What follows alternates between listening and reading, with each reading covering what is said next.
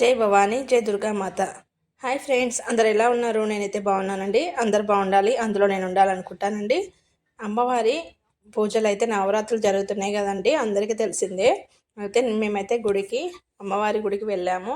పోచమ్మ గుడి దగ్గర ఇక్కడ అమ్మవారిని అయితే ఇక్కడ పూజలు అయితే జరుగుతున్నాయండి. ఈ అమ్మవారికి పూజ చేసే మరియు బియ్యం పోసే అదృష్టం అయితే మాకు దక్కిందండి ఈసారి.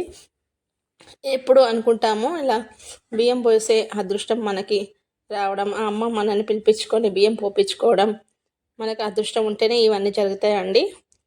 అయితే ఈ అవకాశం నాకు వచ్చినందుకు చాలా సంతోషిస్తున్నాను. మా మమ్మీ వాళ్ళు కూడా వడి బియ్యం పోస్తున్నప్పుడు నన్నైతే పిలిచారండి. నేనైతే వెళ్ళలేను, కొన్ని కారణాల వల్ల నేనైతే వెళ్ళలేని పరిస్థితుల్లో ఉన్నాము. అయితే ఈ విధంగా అమ్మవారికి బియ్యం పోయడం అయితే నాకు చాలా సంతోషంగా అనిపించిందండి. చాలా సంతోషంగా ఉంది. అమ్మవారే స్వయంగా తను అలా అనుకున్నట్టు నాకైతే అనిపించింది. తర్వాత ఇక్కడే అందరం ఒక 5 మెంబర్స్ బియ్యం పోసిన తర్వాత అమ్మవారిని దర్శించుకొని హారతి తీసుకొని మేమైతే ఇంటికి వెళ్ళాం. ఇంకొక అమ్మవారిని కూడా దర్శించుకొని ఆ అమ్మవారికి కూడా బియ్యం సమర్పించామండి. తర్వాత చిన్నపిల్లలకి నవరాత్రులు అంటే పిల్లలకి పూజ చేస్తారు కదండి, కన్య పూజ. అయితే మా పిల్లల్ని కూడా తీసుకెళ్ళాము. అలాగే 9 మెంబర్స్కి అట్లా పసుబొట్టు ఇచ్చారు. చాలా సంతోషంగా అనిపించిందండి. పిల్లలు కూడా చాలా సంతోషంగా ఉంటారు. పిల్లలని ఈ నవరాత్రుల్లో బాధ పెట్టకుండా సంతోషంగా చూసుకోవాలండి. ఆ తల్లి కూడా సంతోషిస్తుంది.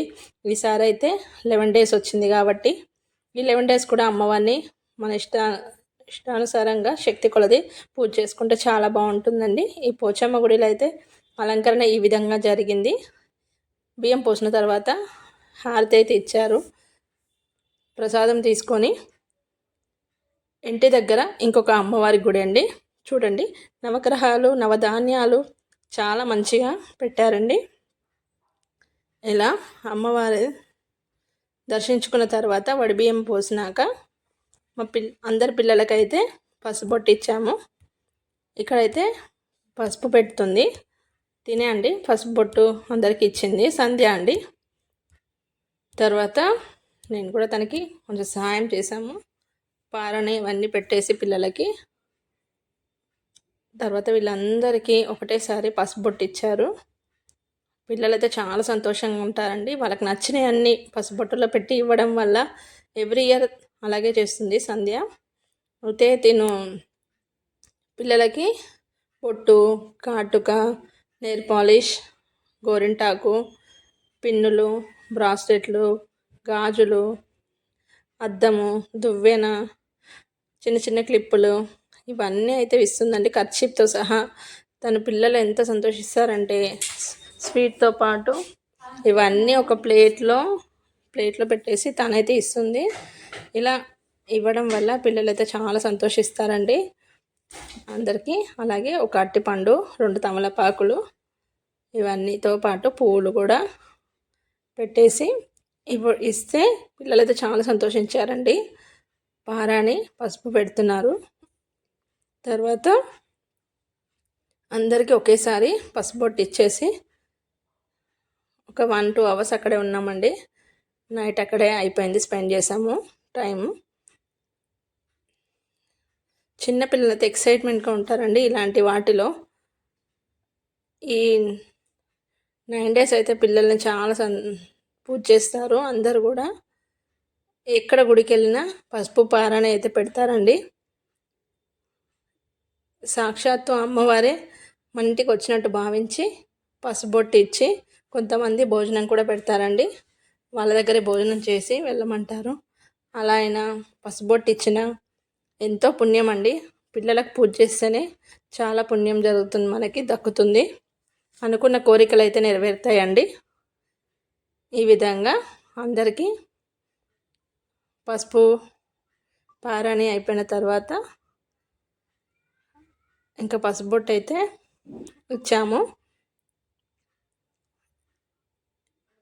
ఇలా అందరికైతే పసుపు పెట్టేసింది. ఇంకా పారాని పెడుతున్నాము. ఒక 5-6 మెంబర్స్కి పెట్టాము. తర్వాత ఇంకా 2 members తర్వాత వచ్చారు, వాళ్ళకు కూడా ఇచ్చేసింది. Total 9 members. మా 2 పిల్లలండి. కుంకుమ గంధం పెడుతుంది తను. తర్వాత పసుబొట్టు అయితే ఒక ప్లేట్లో పెట్టి ఇచ్చిన తర్వాత అందరికీ క్యారీ బ్యాగ్స్ ఇచ్చేసింది. అందరి పిల్లల దగ్గర ఆశీర్వాదం అయితే తీసుకుందండి. తన అనుకున్న కోరిక అయితే నెరవేరాలని నేనైతే కోరుకుంటున్నాను ఫ్రెండ్స్. మా పాపకైతే చాలా ఇష్టం ఇలా పసుపు గంధం బొట్లు పెట్టుకోవడం. చాలా ఎక్సైట్మెంట్, చాలా సంతోషంగా ఉంటుందండి. మా పాప అయితే చిన్న పాప, పెద్దమ్మాయి కూడా పెట్టించుకుంటుంది. కొంతమంది పిల్లలు పెట్టించుకోరు కదండి, కానీ వాళ్ళకి చిన్నప్పటి నుంచే మనం చెప్తూ ఉంటే వాళ్ళు కూడా అన్ని ఇంట్రెస్ట్గా చేసుకుంటారు. ఇలా అందరైతే పిల్లలకి కుంకుమ గంధం బొట్టు పెట్టేసి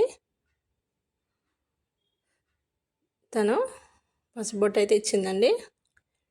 ఎవ్రీ ఇయర్ తను ఇలాగే పిల్లలకి అన్నీ కావాల్సిన వస్తువులు పెట్టి, ఈసారి అయితే ఇంకా బుక్కు పెన్ను పెన్సిల్ ఇరేజరు అవి కూడా ఇవ్వాలనుకుందంట. అవి కూడా యాడ్ చేసి ఇచ్చింది. ఇంకో పాప వచ్చిందండి, ఆ పాపకు కూడా పసుబొట్టు ఇచ్చింది. ఇలా మా పిల్లలకి ఇచ్చిన తర్వాత అందరికీ లైన్గా ఇచ్చేసింది. చాలా హ్యాపీగా ఉన్నారండి పిల్లలైతే. అమ్మవారి దగ్గర దర్శనం చేసుకొని తర్వాత పసుపొట్టు తీసుకొని మేమైతే ఇంటికి వెళ్ళాము. ఇలా పిల్లలందరూ కూడా ఎక్సైటెడ్గా హ్యాపీగా కోఆపరేట్ చేస్తూ కూర్చున్నారండి. బుక్ పెన్ పెన్సిల్ ఇవ్వడం వల్ల పిల్లలైతే చాలా సంతోషంగా ఉన్నారండి. ఇలా వాళ్ళకు కావాల్సినవి ఇస్తే వాళ్ళైతే చాలా సంతోషంగా ఉంటారు పిల్లలైతే. ఒక గిఫ్ట్ అయితేనే సంతోషంగా ఉంటారు. ఇలాంటివి ఇన్ని గిఫ్ట్స్ రావడం వల్ల వాళ్ళు ఇంకా చాలా సంతోషంగా ఉన్నారండి. సాక్షాత్తు అమ్మవారికి మనం పూజ చేసినట్టు భావించి ఇలా పసుబొట్టు అయితే ఇచ్చారు. తర్వాత ఒక 5-10 minutes తర్వాత అక్కడే ఉంటే తర్వాత ఇంటికి వెళ్ళిపోతాము. ఇంకిద్దరు పిల్లలకు కూడా ఇచ్చిన తర్వాత అందరి దగ్గర ఆశీర్వాదం అయితే తీసుకుందండి. తను ఆల్రెడీ డ్యూటీకి వెళ్ళి వచ్చి ఇవన్నీ సిద్ధం చేసుకొని ఇవన్నీ చేసుకుందండి.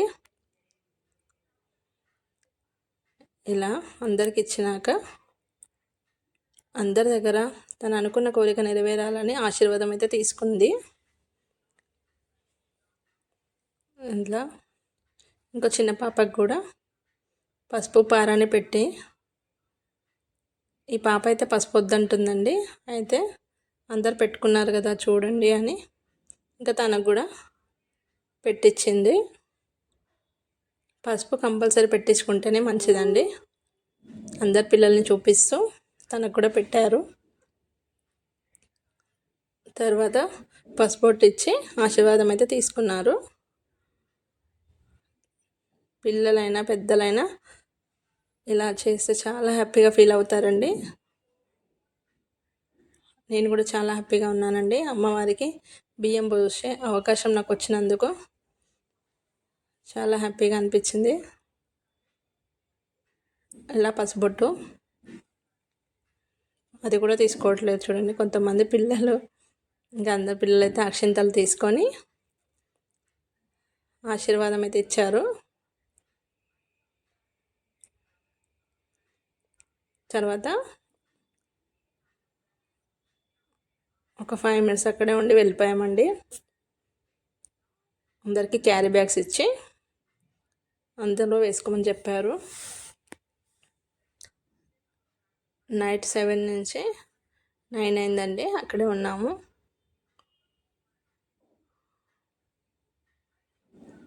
ఇలా అందరి దగ్గర ఆశీర్వాదం అయితే తీసుకొని తను అనుకున్న కోరిక నెరవేరాలని కోరుకుంటున్నానండి. ఓకేనా ఫ్రెండ్స్.